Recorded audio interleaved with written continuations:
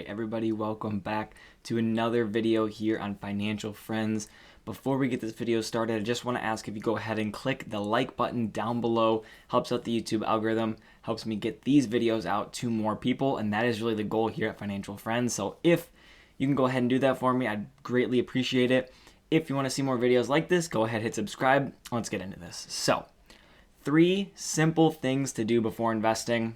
Before we get into that, actually, I want to touch on this. If you recognize this shirt from last video, yes, I'm wearing the exact same shirt because I am filming this video on the exact same day, and I am motivated to film 2 videos in one day, but not motivated enough to go ahead and switch my t-shirt, and it's Financial Friends. So why would I switch it? But 3 simple things to do before investing. There are some things in this finance world that you can do that can easily improve your finances, and they don't have to always be investing. There's a couple things you can do before you start investing to kind of better set you up financially in the future, not only for investing, but just, your whole personal financial picture in general. So let's get into that first one, and that is going to be track your spending.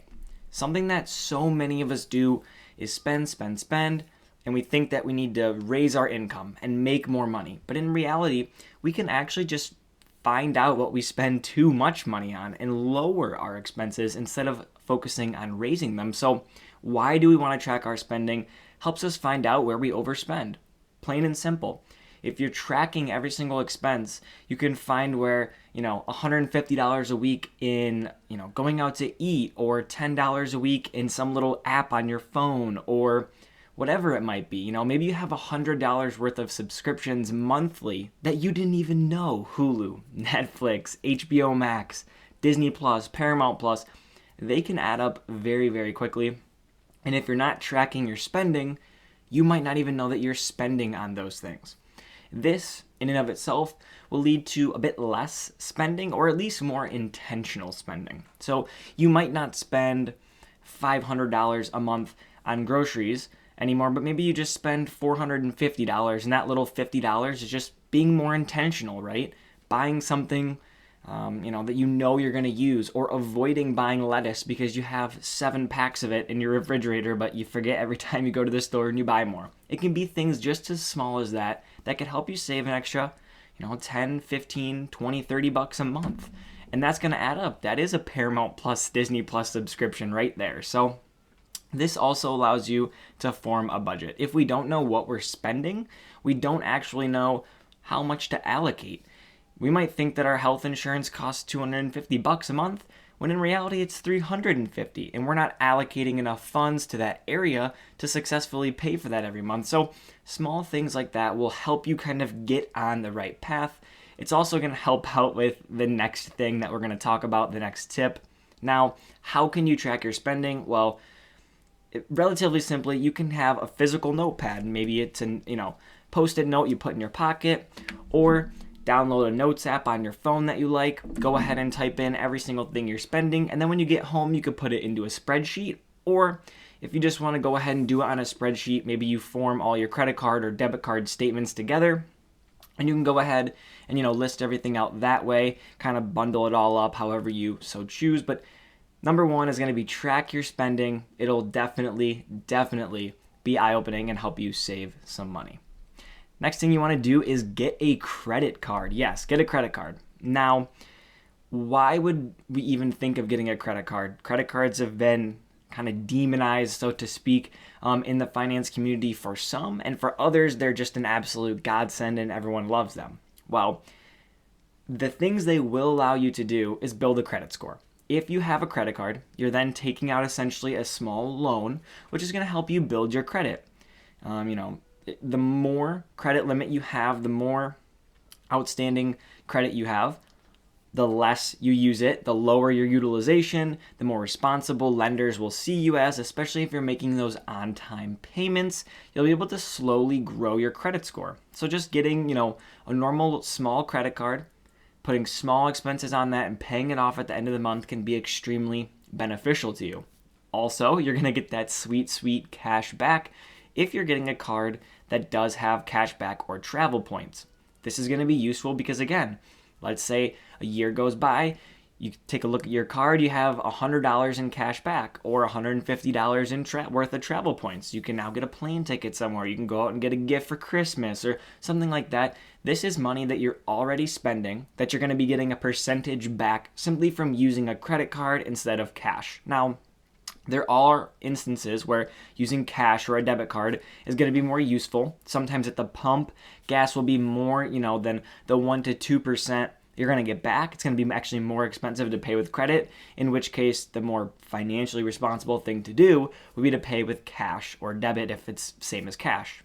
But in general, smaller expenses, things like, maybe apps on a phone or a subscription that you're already going to be paying for, again, tracking your expenses, figuring out that type of stuff, that will allow you to find what type of credit card you should get. Maybe you should get a travel one because you spend a lot on travel. Maybe you should get one that's cash back on groceries because you spend a lot in that category.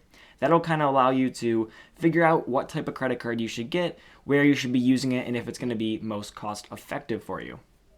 The third thing that I like to point out that's semi-underrated is it's actually better purchase protection and better protection against fraud. So when you go to make a purchase, let's say you purchase an iPhone. I always bring this up, I don't know why, but let's say you go and purchase an iPhone. It's an $1,000 purchase. And let's say it never gets shipped to you, it never shows up at your doorstep. Well, you actually never spent that money. That was credit that you had spent, and unless you already paid the phone off before it got to you, that money is still in your bank account, safe and with you. Then you could take that up with the credit card company. Hey, look, give them a call. I never received the product that I paid for. They can go ahead and remove that expense, and you'll be able to, be okay because the money stayed in your account. Also, if someone gets a hold of your number, they load up the card. Let's say you have $1 million limit. They could spend $1 million on your credit card and not a single penny left your bank account. Now, yes, could it mess up your credit score and, identity theft and all? Yes. I mean, that is still very much true. However, your money in your account is still safe and you don't have to go chasing it around as if someone got your debit card. They could empty your bank account like that. So it's going to provide some good, another layer of protection financially, which is always important. Now, before I move forward, I want to point out this if down here in the bottom left-hand corner, and it's very, very important. If you are not the type of person that is going to be able to pay in full at the end of every single month using your credit card, you should not get one. And if you cannot treat it like a debit card, like that purchase that you're making is instantly coming out of your account, you're keeping track of how much money, you owe the credit card, you should not get one. You need to be financially responsible enough and be able to take control of that situation so that you can only spend what you have able to spend in your account, and you have to pay it off in full by the end of the month, every single month, or else it actually becomes counterintuitive. You're no longer building up cash back. Instead, you're owing interest. Your credit score could be going down if you're not making those payments. Treat it like cash. Now, I do have this question, where do I get a credit card? I recommend the Discover It card, whether it's secured or regular. My first card was actually the regular Discover It. I can go ahead and pull that up here. This is the website, the Discover website, the Discover It cashback credit card. It's going to have, rotating 5% cashback categories, 1% cashback on every other purchase automatically, and a 2x match. So at the end of the first year of having the card, any dollar that you got cash back, they're going to double that for you. So if you get $1 cash back at the end of the year, it's going to be $2 cash back. I made over $400 in a year just from utilizing this credit card for the first year. Great card, good starter card, not too, big of a step up. And another huge point, no annual fee. For your first cards and for most people, you always want to make sure you're getting a no annual fee card. You don't want to be spending money to save money unless you know that you're going to be, just squeezing every little ounce of value out of the card. So for starter cards, you definitely want to start with a no annual fee card and take a look at the Discover It cashback card. All right, hopping back into the presentation here.